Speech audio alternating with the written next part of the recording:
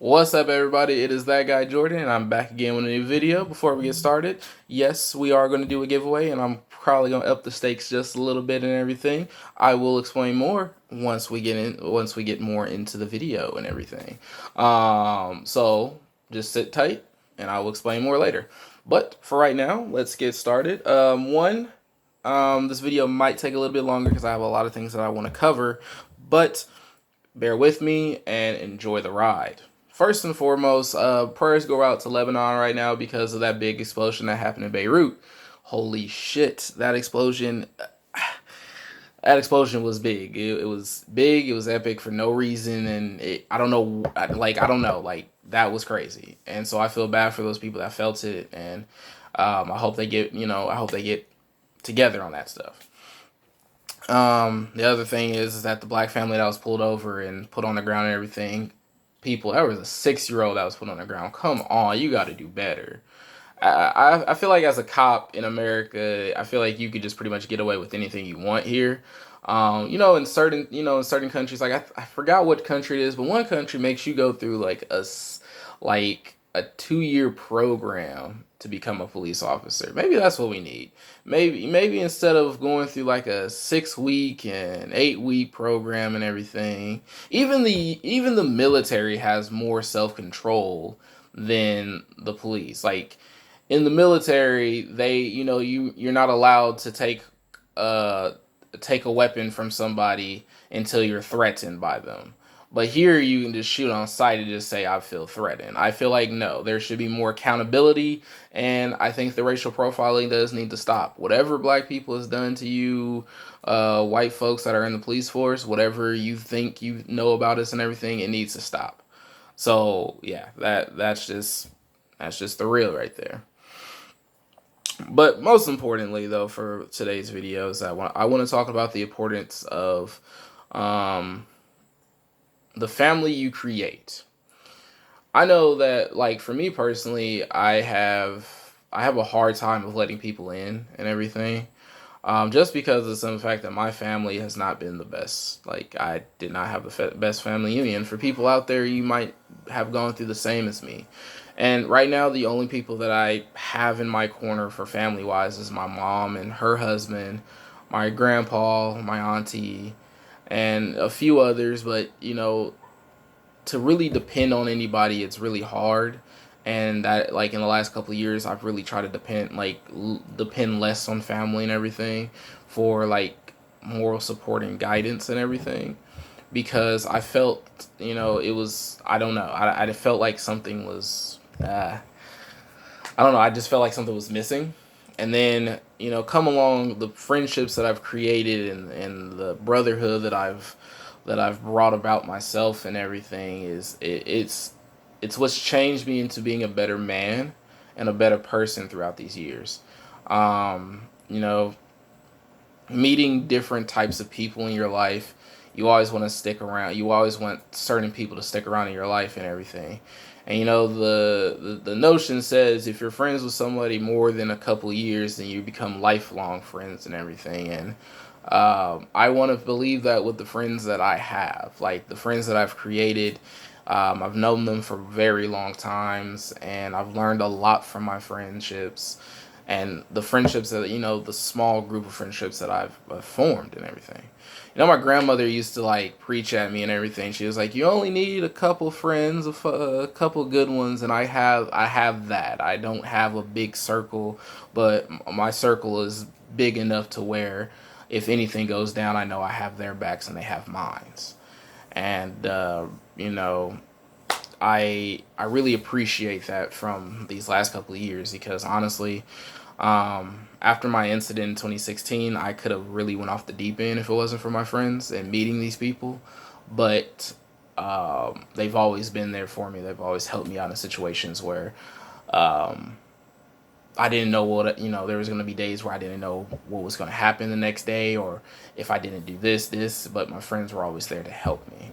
And, I really appreciate my friends for that. And I think, um, if you've ever been in a situation like me to where you didn't really have a lot of people in your corner and you've always had those friends that helped you and everything, just remember to thank your friends, because sometimes friends are better than family. Sometimes, you know, yeah, I know that they always say blood is thicker than water, but sometimes your blood is the friends and the family you create. And my friends are my family, and I want to give thanks to them. So yeah. Um, so with that being said, um, let's get into the nitty gritty. So I have 2 books slated for coming out by the end of this year. One is actually going to come out at the end of August, which is August 31st.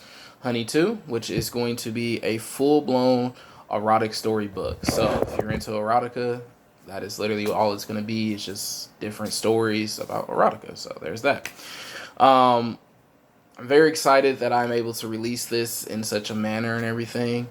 But I'm more excited that I get to release my anti-hero book. It's a project that I've been working on for a couple years, to where um, I've always made lists. I've always had this obsession with making lists of different things that I'm into, and trying to create my books and everything. Well, now I was able to create a full-blown universe of my own that I can call my own. No copyright issues, no nothing. I've taken pieces and parts from comics, my favorite comics and my favorite heroes, to create these characters and these places and this universe, because I wanted to create a pillar. I wanted to create a book where realism is where you want it to be at. And the reason why I did this is because Anti-Heroes is going to be literally that. It's going to be superheroes living in our real world.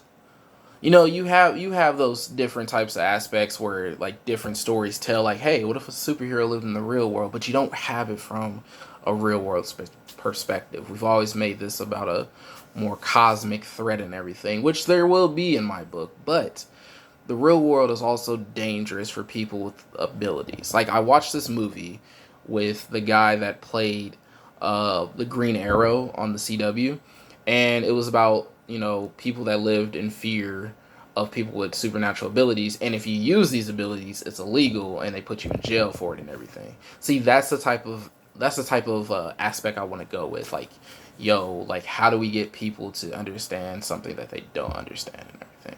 So Anti-Heroes will be coming out in December. I don't have an exact day, but December is when you're going to be looking for that book.